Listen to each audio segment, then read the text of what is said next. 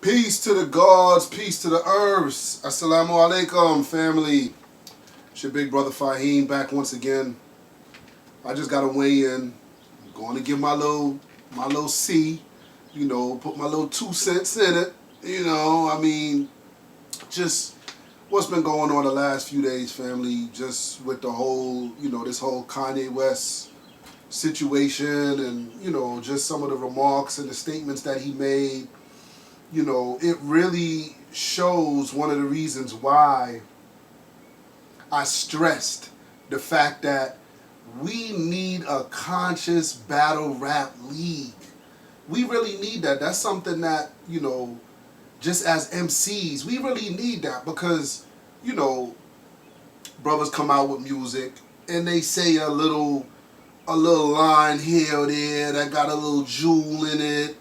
They might have said something that they heard a preacher say or imam say or some other dude building or whatever that they have no idea or really have no understanding of it, but they regurgitate it back out on wax, and put it out there for the masses to hear. So when we hear it, we like, yo, the brother deep, he heavy, man, he got knowledge, yo.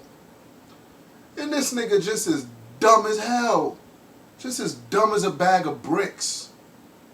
Like babies, all we do is hear stuff and then regurgitate it back out, quote it back out. We don't have no understanding of it, So a conscious battle rap league is important, man. Just think if we would have had a conscious battle rap league, you wouldn't have, idiots like Kanye West coming out saying stuff that he says and people are so appalled.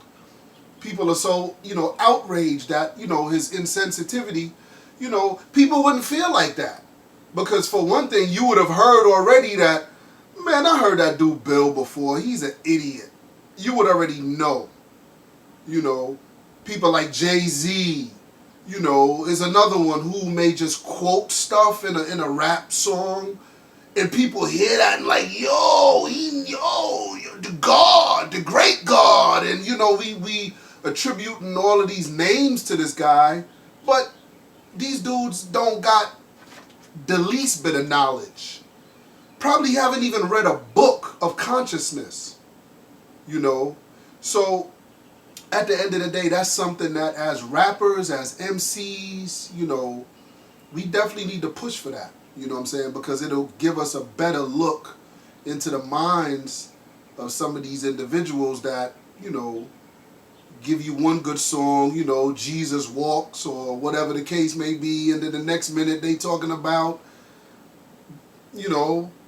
Bush don't care about black people, but then you with a dude whose father was a actual member of the KKK, documented member of the KKK, rocking his little slogan, "Let's make America great again," when America was never great for black people, as long as it had that name, America. But you're with him now talking about, I love the guy, I love Trump. Idiots like this wouldn't thrive. But at the end of the day, as 5%ers, everything is a bill. Everything is a lesson. Kanye West is a lesson. He's just as good of a lesson for us to study as Malcolm X was a lesson for us to study. And some of his idiosyncrasies and just strange things that he did that people was like, wow, during his life, after he was gone, things that they heard. Same thing with Kanye West. Like, while he's alive today, we need to deal with some of the foolishness that some of these individuals state, so that when they're dead and gone, they're not placed up on a high pedestal as this supreme icon that, oh, wow, he was just, I want to deal with the 14th degree and the 1 to 40 today. Who is the 85%? Who is the 85%?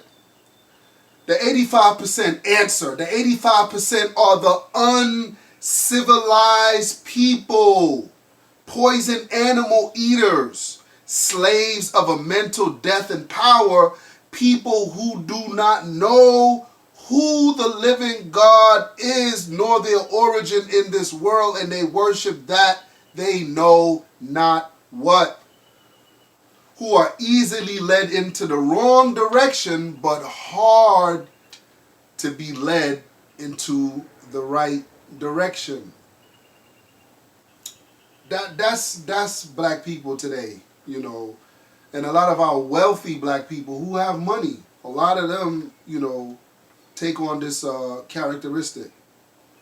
In my footnotes, I say the 85% are the majority of the people on this planet. This percentage is not dealing with a person's race, creed, class. The 85% are people who don't know who the true and living God is and worship a mystery God somewhere out in space. Some of them are ignorant, unenlightened, barbaric individuals, gangsters, thugs, whatever they choose to call themselves. They can also be considered or classified as educated working people. People such as teachers or professors or doctors, nurses, lawyers, prosecutors and state judges, Christian preachers, imams, rabbis, people in government, etc. These are people who live an uncivilized lifestyle of death and destruction to their own being. Whether they're church-going folks or singing in the choir, or whether they're the pimp or the prostitute on the corner, on the street corner. Whether they're so-called Sunni Orthodox Muslims, making their 5 prayers a day, whether they are brothers who stand on the pulpit and get behind the rostrum and shout how Jesus is great and God is good, or even brothers who can quote in their entire 120 lessons, verbatim, without no mistakes. All of these people pretty much can fall under the categorization of an 85%er.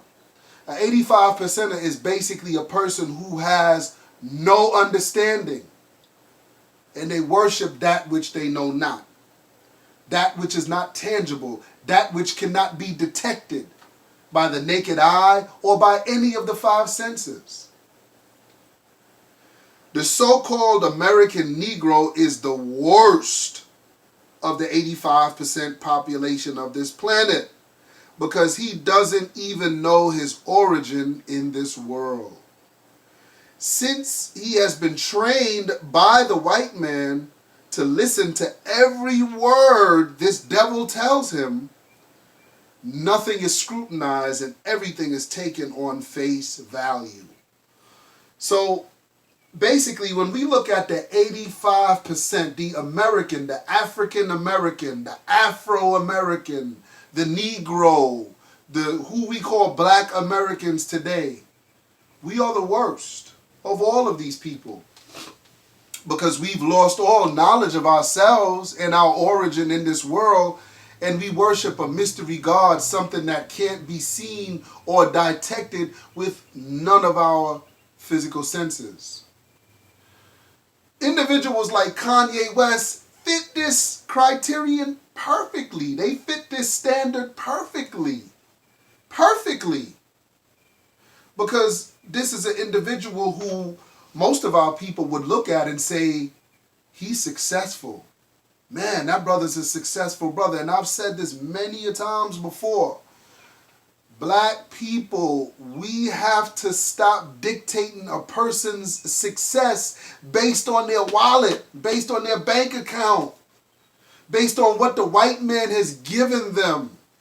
Kanye West is not successful. People like Jay-Z, Beyonce, these people are not successful people. We shouldn't be talking like this as 5%ers, as individuals who say we know who the true and living God is, and we know who the enemy is. If we agree that the white man is our natural enemy, we should know that it is definitely something that he is trying to do. He is trying to get a hold of people like Jay-Z, Beyonce, Kanye West. You know, these ignorant individuals, he wants to get a hold of them so that he can make them propagate foolishness to the masses. And we take every word that they say on face value. Why? Because we think that they're successful people. Because they have a lot of money. Their bank accounts are like way in the 8-figure digits. You know, so we're like, oh yeah, you know, they've made it. They're successful. But we negate or we forget about people such as Marcus Messiah Garvey, you know, the Most Honorable Elijah Muhammad. You know, we forget about this type of success, these type of successful people. Success, in my view, and this is just me talking now, in my view, a successful person is someone like Prophet Muhammad, peace be upon him. Prophet Muhammad was successful because even his enemies couldn't say anything bad about him. They had to give him good kudos. They had to give him props. They couldn't say anything bad about him. Not just the people who believed on him or who believed in him and his message, but even his adversary. You see what I'm saying? These are people that are successful. People who even their adversaries, their enemies, their opposers have to speak lively of them. Time magazine had the Most Honorable Elijah Muhammad on the cover of Time magazine as the most successful black man in America. This was a man who stood up and told the white man to his face, "You are a devil. You are a devil." Told him to his face. You are a devil. You come from a race of devils. Your whole system, civilization, is a wicked and evil civilization. The Most Honorable Elijah Muhammad was the first anti-American person, if you will. He talked about the fall of this quote-unquote great civilization we call America. The fall of America. He talked about all of this, and yet he still was successful in the home of his enemy. The psalmist David in the Bible says, "Thou preparest a table before me in the presence of my enemies." How is Kanye West preparing a table for us in the presence of his enemies, of our enemies? How is he doing that? I just want to ask a few people, and the brothers who I'm talking to right now are the people who feel good about his statements. When he says that black people, it was a choice of ours to remain enslaved to the white man. How is it a choice? A simple look back at history would show you that there were plenty of insurrections. There were plenty of rebellions going on. Plenty. On the slave ships, black men went out in mutiny, killing the white man and even ourselves if we had to. Anything that got in our way of murdering this white devil. We didn't stop. Black women took them and their babies and jumped overboard because they didn't want to be subjected to that type of lifestyle. In America, most black historians say they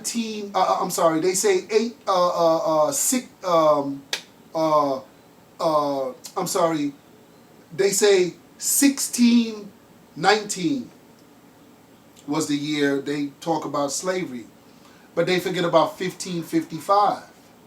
1555, during that 64-year period from 1555 to 1619, in that little 64-year period, Master Fard Muhammad and the Most Honorable Elijah Muhammad informs us of what the white man did to our minds, psychologically to break us. That first 64-year period was a period of death, bloodshed. Black women were hung from trees, and a knife, a dagger, was used to stab out their fetus and let the fetus hang. Or sometimes the slave master would cut the umbilical cord of the fetus and take the baby and find the nearest tree or rock and bow and bust the baby. You just bust his skull up. And he would have black women standing there watching this so that it could implant fear in the baby, which we are taught in our 1 to 36. The devil planted fear in them when they were a little boy, when they were babies. The devil planted fear in them. This is a psychological, scientific enemy that we have that uses the power of mind manipulation. This is not nothing new, you know. I hear some of the conspiracy theorists on YouTube talking about the MK Ultras and you know, Kanye West himself admitted to certain quote unquote prescription drugs, you know, and stuff that he was taking and stuff, and he OD'd on and got addicted to, and you know this you know, listen. The Most Honorable Elijah Muhammad said that this white man, our people, the 85%, the dumb, deaf, and the blind, the poison animal eaters, those who have no knowledge of themselves, the Most Honorable Elijah Muhammad said our people can't fathom the wickedness of this white man. We can't even fathom the wickedness of our enemy today. We can't even fathom it. Because some of the things that this white man is doing to our people and is still doing today. He would have someone like Kanye West stand up and pretty much mimic his own words. The white man has always tried to minimize the transatlantic slave trade. Always. He's always tried to minimize that. And say, oh, you know, it wasn't so bad. Hey, you black people, you guys sold yourselves into slavery. It wasn't us. It wasn't all us. Hey, you did it to yourselves. You know, on the shores of Africa, you guys, you niggas sold yourselves. Don't come blame it all on us. You guys had something to do with it too, all of yous. Right? I used to hear white people say this all the time when I was in New York. You know, they try to minimize their evil. They try to say that the Arabs did a worse job on black people than the white man did in America. And stupid niggas, we take this and we run with it. I hear some Hebrew Israelite brothers agreeing with that. Some of these Kemetic brothers, these Hotep brothers agreeing with that. Some of you brothers out there who hate Islam, you know, soon as a brother says, Assalamu alaikum, you don't even know yourself. You've lost all knowledge of yourself. So you hear when I say Assalamu alaikum and you hate that because you lost the knowledge of yourself. This is mind control. This is what the devil has done to you. So we take it, we say, yeah, you know, the Arabs, they did way worse than the white man did in America. But guess what? The Arabs never dehumanized the black people. Show me where were we dehumanized in the Arab slave trade. Show me. You can't. There's even documentation that Bilal, when he received revelation from Muhammad, peace be upon him, he was a slave to the Arabs. But he still had his African name, Bilal. He still knew his culture. He still knew what his people were doing prior to him being in Arabia, in the Arabian Peninsula as a slave. This is the reason why when Muhammad brought the revelation of Islam to him, he said, my people have always practiced in that manner. Kunta Kinte is documented. Alex Haley said that his great-great-great-great-grandfather, Kunta Kinte, when he was brought over here to America from the Gambia is 90% Muslim country. When he was brought over here to America, And he said assalamu alaikum to his other black slaves on the plantation. They was looking at him like, nigga, what the hell you talking about? Salami and bacon, nigga, what the hell? Nigga, I ain't no damn Muslim. We didn't even know we came from Africa. Think about it. We didn't even know that we came from Africa at a certain point.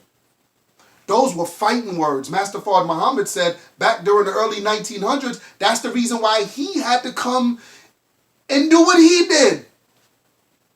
Selling raincoats and selling, silks and different, miscellaneous items. He would have to come and say with a smiley face to us, I got this from your brothers back in Africa, back in the eastern part of the world.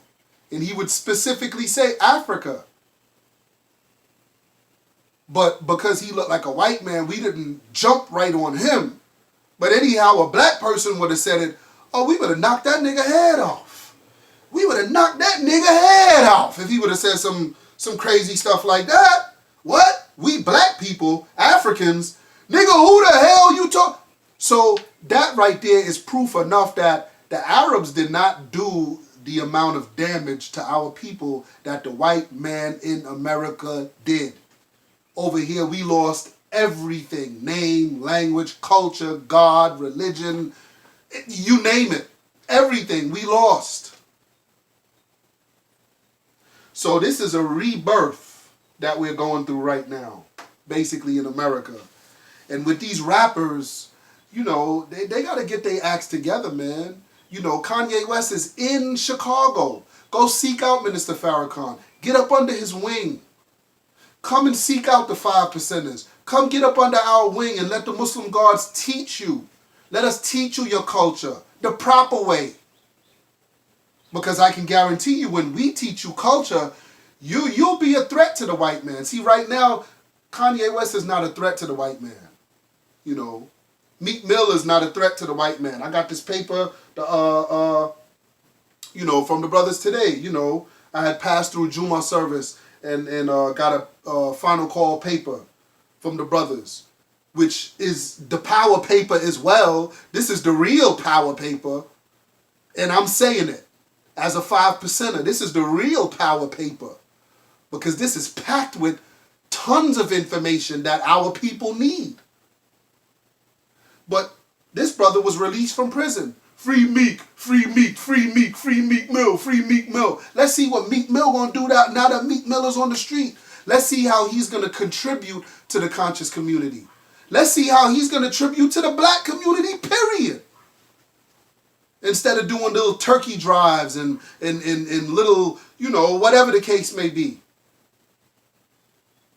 Let's see if he gets behind one of our black revolutionaries and does something for our people. Let's see. Because right now, our people have dropped the ball. We've seriously dropped the ball.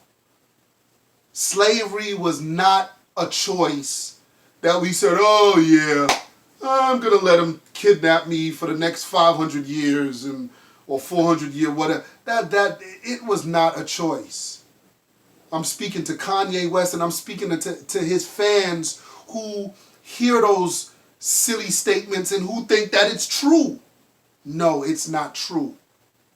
The white man has gotten inside of his head. Have you ever seen that movie, The Manchurian Candidate? With Denzel Washington? Very good movie. Very good movie. If the white man knows how to manipulate the weather, with these HARP programs and projects that he has going on, he can manipulate the human being. Very much so. And he can have niggas out there talking and saying things that they don't even know what they're saying. So one thing as I close, the Most Honorable Elijah Muhammad told us to study the white man, study the Jews, study the so-called Jews, study them. Do you think any Jew or so-called Jew would get up there and say, it was a choice? We let Hitler do what he did to us. Do you think the ADL, the Anti-Defamation League, these Jewish organizations, do you think that they would chop your head off? If you have a Hollywood career, it is over at that point. It is officially over for you. If you have a career in the music industry, whatever, it is done. If you were ever to say something as insensitive as that. But in the black community, Kanye West can say something like that and it's all love. It's all good. You know, we got to do better, people. We got to do better. Who is the 85%? They're the poison animal eaters. The ones of a mental slave, death, and power. You know, poison animal eaters because they eat poisonous information. That propaganda machine is an animal, and they eat that up. They eat it up. You know, Donald Trump and his father are known racists. Known racists. It is documented that his father is KKK in New York City. I believe it was in Queens. There's a documented case against his father during the early 70s. After the civil rights movement, after segregation now is a thing of the past, and now we're integrated with white folk. His father still tried to deny black tenants in Queens, New York residents. He tried to deny them an apartment. They took him to court and come to find out he was KKK. I don't know if he's a Grand Dragon or whatever, but he was up in the ranks, pretty much. So Kanye West, if you did your history to this individual, like you was right on point when you said that about Bush, but then you come right behind that, and what's the difference between Bush and Trump? What's the difference? What is the difference? Really none. One is a known skull and bonesman. Bush, his father, his brother, Jeb Bush, all of them crackers, all of them divine evils are known skull and bonesmen who were recruited into that organization from out of Yale University and other universities across America, prestigious universities. Known skull and bonesmen. They're not real Masons. They use the good name of Masonry to shield their dirty practice. Donald Trump and his father are known Klansmen. Known. So brothers got to start doing their history, man. They got to start doing their history, man. Kanye West is 85%. A lot of our rappers out there today are 85%. A conscious battle rap league is something that is vitally needed because in that type of arena or with that type of platform, the conscious MCs could start pointing out all these dumbass niggas and all of the foolishness that they propagate to the masses. So, with that being said, family, I don't even want to take too much time on Kanye West. But again, everything is a bill for the gods. So I just figured I'd use that as a good, opportunity to build on the knowledge culture degree in our 1 to 40. Who is the 85%? The 85% is the poison animal eaters who have lost their knowledge and don't know who God is. And they worship a mystery. Try not to be one of those type of people. How do you not be one of those type of people? Pick up a book and read. It's just that simple. So with that being said, family, I'll leave you as I came in the greeting words of peace. We say it in the Arabic language. Assalamu alaikum.